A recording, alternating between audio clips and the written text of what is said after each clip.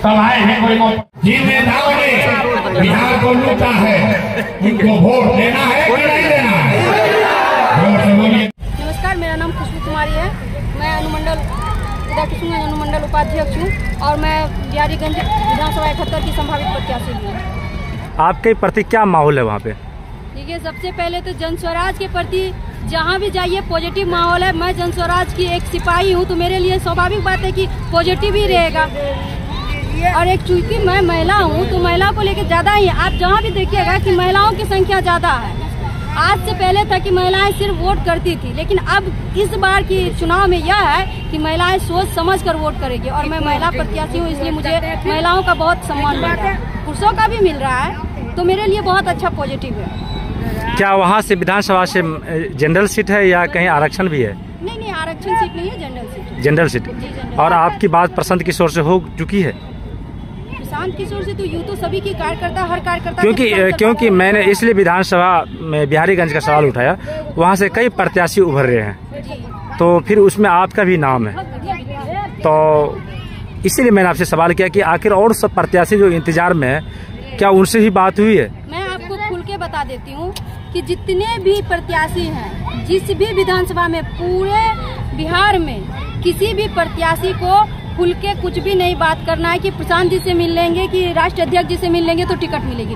Ticket इसलिए मिलेगी कि हमारा जो मेहनत फील्ड में देखा जाएगा, लोगों की अगर आवाज होगी तो टिकट इसलिए मिलेगी। खास तौर पर ये बिहारीगंज प्रत्याशी। नमस्कार साथियों, मैं अभी उसी जगह पर उपस्थित हूँ जहाँ देख पा रहे हैं कि हजार की संख्या तो नहीं कहा जा सकता है, लाखों की संख्या। यहाँ अनेक प्रखंडों से कहा जाए कि आलमनगर एक प्रखंड है, आलमनगर नगर पंचायत भी है, लेकिन यहाँ काफी जो है आस पास की जो प्रखंड है वहाँ से गाड़ी से, कोई पैदल से, कोई मोटरसाइकिल से, कोई साइकिल से, इस प्रकार से यहाँ उपस्थित हुए, काफी संख्या में लोग उपस्थित हुए थे।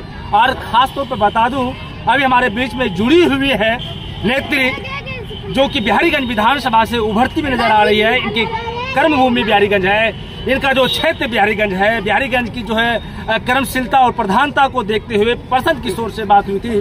प्रशांत किशोर इनको जो है बिहारीगंज विधानसभा से उस उभरते सितारों को चुना है जो बिहारीगंज विधानसभा से विधायक के प्रत्याशी है।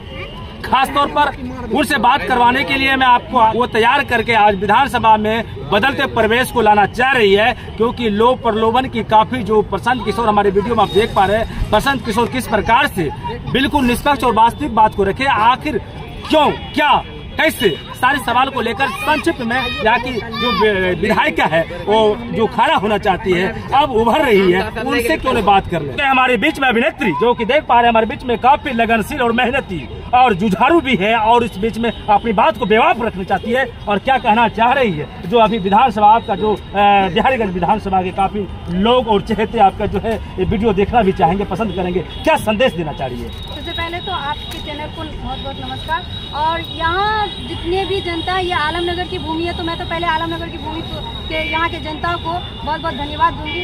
कहना क्या है, प्रशांत जी सारी बात कह के गए हैं, वो यहाँ भी वही बात कह रहे हैं, वहाँ भी वही बात कह रहे हैं कि आपको सही आदमी को चुनना है। आप ना पैसे पे वोट दीजिए, ना मांस भात पे वोट दीजिए, ना साड़ी पे वोट दीजिए। हम लोग भी यही संवाद पहुंचा रहे हैं, सबके पास यही बात पहुंचा रहे हैं कि आपको पैसे ले लेना, परंतु वोट अपने बच्चे का मुंह देख के करना है। और जहाँ तक कि मैं बिहारीगंज की संभावित प्रत्याशी हूँ तो सबका महिलाओं के लिए, चूंकि प्रशांत जी के जो वो जो भी कह रहे हैं उस पर खड़े उतरते हैं। उन्होंने कहा कि मैं 40 महिलाओं को लड़ाऊंगा, फिर महिलाएं मेहनत करें। तो इसी तरह मैंने भी फॉर्म भरा है और मैं आवेदक हूँ, मैं भी विधायिका कैंडिडेट हूँ और मैंने उसी लिए फॉर्म, उसके बाद मैं मेहनत भी कर रही हूँ और लग रहा है अगर मेरा मेहनत जो काम कर रहा है।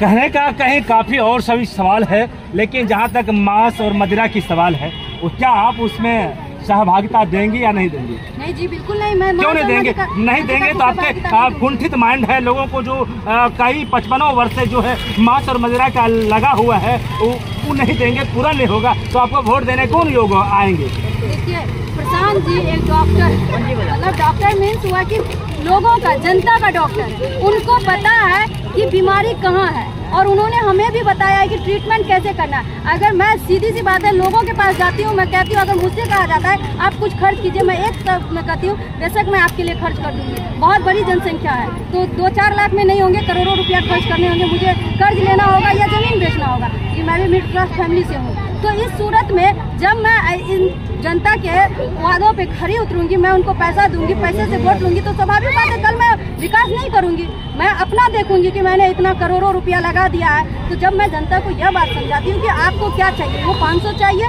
जो मैं करोड़ों अपने प्रॉपर्टी को बेच के आप लोग को दूंगी, या फिर आपको आपका अधिकार चाहिए, तो वो कहते हैं कि मुझे अपना अधिकार चाहिए, आप 500 रुपया मत दीजिए। हम लोग सहयोग करते, बल्कि वो लोग सहयोग करती है, अपने पैसे से मुझे सहयोग करती है, और वो लोग बहुत चाहती है, और वो चाहती है कि बदलाव वही राजा बनेगा। खतरे में सब खेलागा, तब सब आदमी ये रास्ता। अभी भीड़ से निकले हुए हैं काफ़ी, अभी भी देखिए लंबी लाइन है, भीड़ है। और कैसा लग रहा है इस भीड़ को देखकर? इस भीड़ को देख के लग रहा है कि जनता में एक नई किरण की आशा है, कुछ नया बात होने की संभावना है। और यह भीड़ जो है जनता की स्वेच्छा द्वारा भीड़ है, कोई भीड़ जो है ना भाड़ा पर नहीं आया था। इसलिए कारण क्या है कि इसलिए पूछ रहे हैं कि अभी भी गाड़ी की लाइनें जो है देख पा रहे, पीछे से ट्रक है और लंबी लाइन बस की थी, दूर दूर से बस आई हुई। तो प्रशांत किशोर को देखने के लिए आए थे या प्रशांत किशोर के बात को सुनने के लिए आए हुए? देखने कम, सुनने के लिए अधिक आए।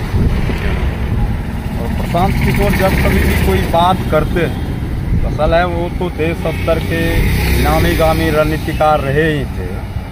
वो जो कोई बात बोल रहे हैं तो रणनीति के तहत बात बोल रहे हैं, वो भाषणबाजी नहीं कर रहे हैं। इसलिए भी जब मोदी की बुराई कर रहे थे प्रशांत किशोर, लालू की, नीतीश की, तो काफी देख रहे थे उस आलोचनात्मक भाव में भी लोगों की चिल्लाहट था जन स्वराज जिंदाबाद।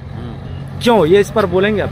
ये चूंकि ये 35 और 40 साल का जो दौर रहा है, ये दौर मूलतः लालू जी और नीतीश जी के परिधि में ही घूमे। बिहार में तीसरा विकल्प नहीं हुआ था। जन स्वराज को तीसरा विकल्प के रूप में जनता देखना शुरू कर दी है। इसलिए वह लालू जी और नीतीश जी या मोदी जी के आलोचना को जनता सुन के उसके विश्वासघात जो जनता के साथ किया, वह विश्वासघात से हट के प्रशांत जी के साथ विश्वास करने को तैयार हो रही है जनता धीरे धीरे।